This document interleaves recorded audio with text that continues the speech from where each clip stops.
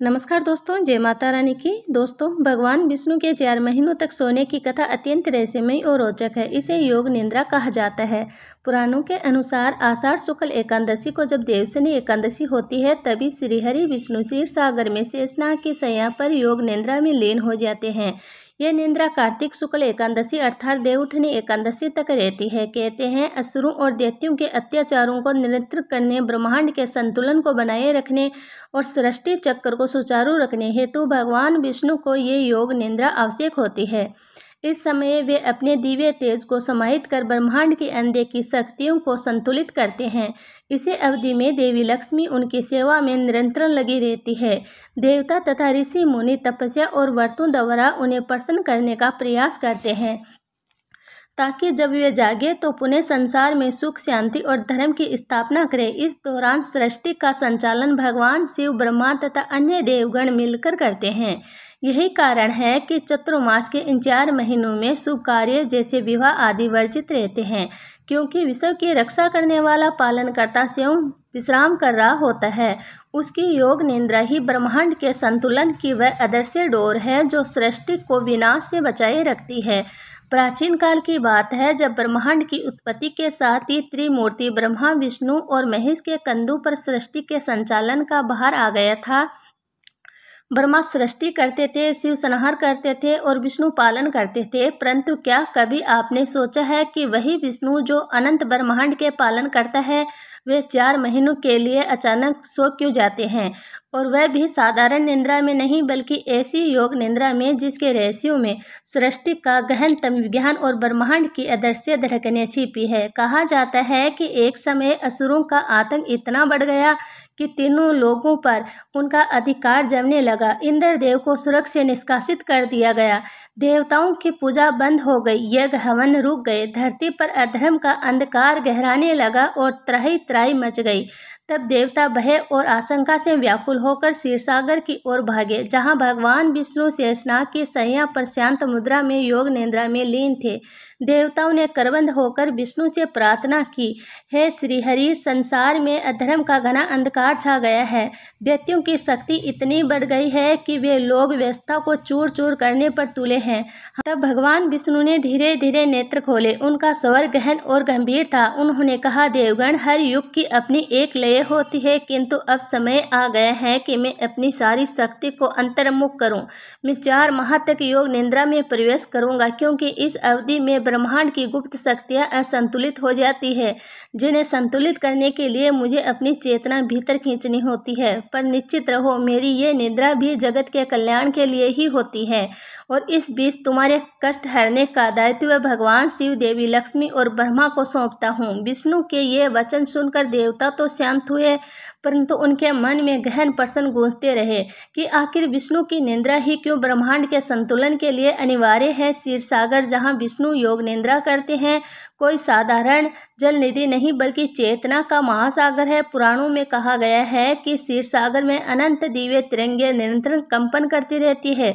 यह कंपन ब्रह्मांड के सूक्ष्मतम ऊर्जा बिंदुओं का केंद्र है, और यहीं पर भगवान विष्णु शेषनाग पर विराजते हैं। शेषनाग स्वयं अनंत ऊर्जा और सृष्टि की आधारशिला के प्रतीक है, जिनके शस्त्र फणों से निकलने वाली दिव्य अग्नि की ही ब्रह्मांडीय ऊर्जा का संतुलन बनाए रखती है। जब विष्णु योग निद्रा में प्रवेश करते हैं, तो वे अपनी सारी दिव्य शक्तियां, मनोबल, प्राण बल और आत्म बल को भीतर खींच लेते हैं।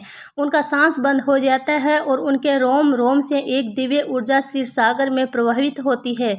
यह सूक्ष्म ऊर्जा यह सृष्टि में व्याप्त नकारात्मकता शक्तियों को स्थिर कर देती है, और कहा जाता है कि यदि भगवान विष्णु 4 माह तक योग निद्रा में न जाए तो ब्रह्मांड का चक्र असंतुलित हो सकता है, ग्रह नक्षत्रों की चाल विकृत हो सकती है, पृथ्वी पर भयानक प्राकृतिक आपदाएं, महामारी, रोग और अकाल फैल सकते हैं। उनकी ये योग निद्रा आषाढ़ शुक्ल एकादशी से प्रारंभ होती है, जिसे देवशनी एकादशी कहा जाता है, और कार्तिक शुक्ल एकादशी यानी देवउठनी एकादशी तक रहती है। इसी 4 माह की अवधि को चतुर्मास कहा जाता है, जो केवल विष्णु के विश्राम का समय नहीं, बल्कि समस्त ब्रह्मांड के ऊर्जा संतुलन, ग्रहों की चाल, प्रगति की लय और जीवन के सूक्ष्म रहस्यों की पुनर्रचना का काल होता है और ये वही गहन योग निद्रा है जिसमें श्रीहरि संसार की अनदेखी शक्तियों का निरंतर करते हुए सृष्टि की डोर को टूटने से बचाए रखते हैं, जिसे ये रहस्य और भी गहरा हो जाता है कि विष्णु का शयन वास्तव में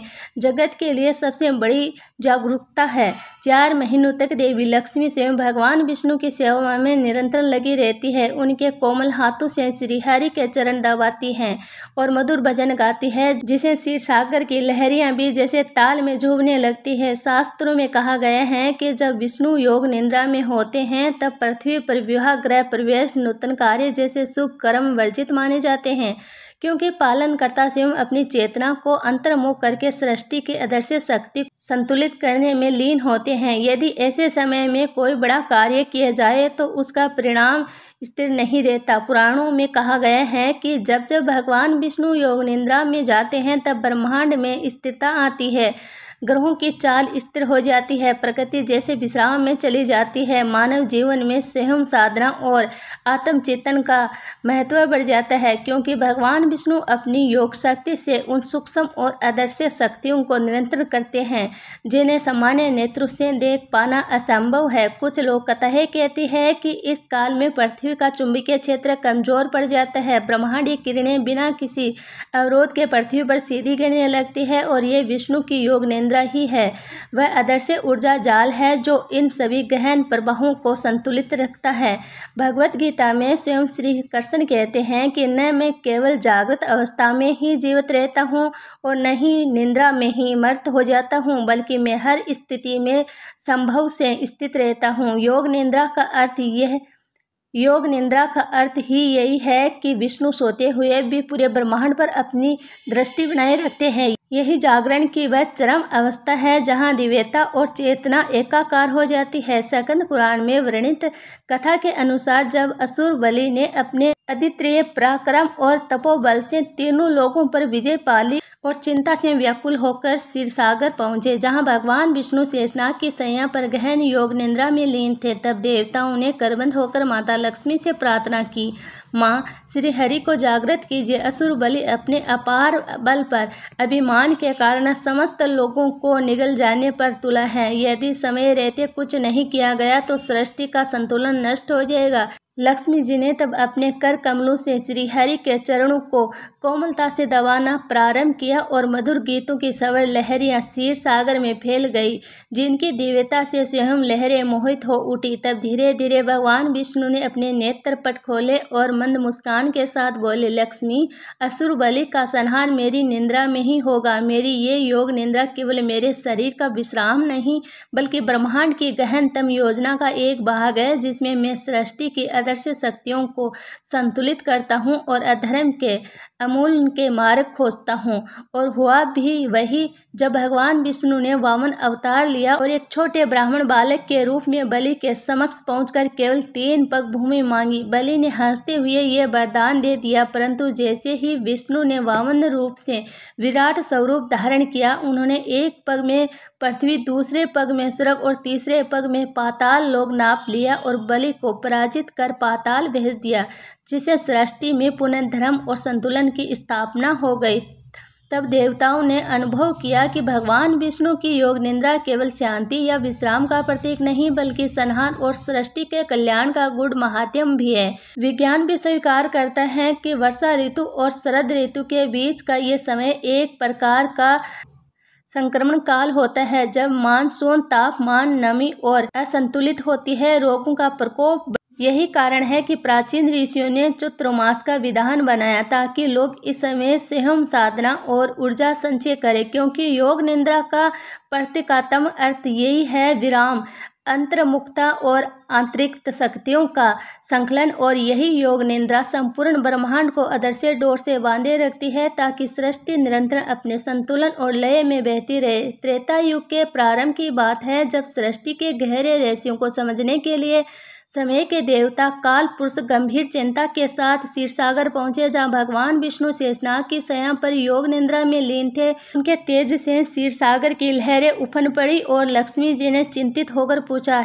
हे काल पुरुष, तुम इतने व्याकुल क्यों हो? तब काल पुरुष ने कहा, माता, समय का प्रवाह असंतुलित हो गया है, ऋतुएं अपनी गति खो रही है, मनुष्य मोह और लोभ में फंसकर धर्म से दूर होते जा रहे हैं। अगर ऐसा ही रहा तो सृष्टि का संतुलन नष्ट हो जाएगा।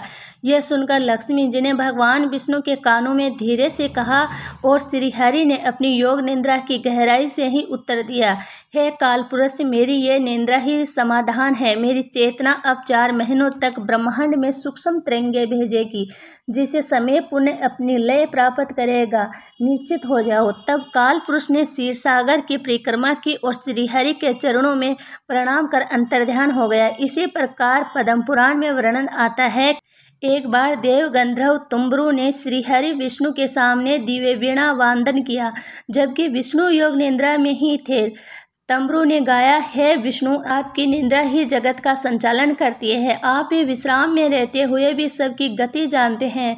तभी क्षीर सागर में शंखानंद हुआ। विष्णु ने नेत्र खोले और कहा, हे गंधर्व श्रेष्ठ, तुम्हारे संगीत की ध्वनि मेरी निद्रा में गूंजती है और उन सूक्ष्म तरंगों को नियंत्रण करती है जो असुरों की शक्ति बढ़ाती है। इसलिए योग निद्रा के समय संगीत और वाक का विशेष महत्व है। इसी कारण चतुर्मास में अनेक मंदिरों में विशेष कीर्तन, भजन और शास्त्रीय संगीत का आयोजन होता है, क्योंकि पुराण कहते हैं, संगीत विष्णु योग निद्रा है साधनम। वही नागलोक की एक अनसुनी कथा कहती है कि एक बार नागराज वासुकी को सपना आया कि पृथ्वी पर 4 माह तक भीषण कालसर्प दोष उत्पन्न होगा। सूर्य और चंद्र राहु केतु के बीच फंस जाएंगे, जिसे पृथ्वी पर महामारी, अकाल और भूकंप जैसे संकट आ सकते थे। वासुकी दौड़ते हुए क्षीरसागर पहुंचा, जहां विष्णु योग निद्रा में थे। वासुकी ने शेषनाग से कहा, भैया श्रीहरि को जगाओ, सृष्टि संकट में है। तब शेषनाग हंसते हुए बोले, वासुकी, जैसे तुम निद्रा समझ रहे हो वही इस संकट का समाधान है। श्रीहरि की योग निद्रा ही राहु केतु के दोष को शांत करेगी। और उन्होंने समझाया कि जब विष्णु योग निद्रा में होते हैं तब उनका शस्त्र फणी तेज नागलोक में फैलाकर राहु केतु की छाया को क्षीण कर देता है, जिसे देवउठनी एकादशी पर कालसर्प दोष समाप्त हो जाता है। इस कथा ने सिद्ध कर दिया कि ज्योतिष के गुप्त दोष भी विष्णु की योग निद्रा के अधीन रहते हैं।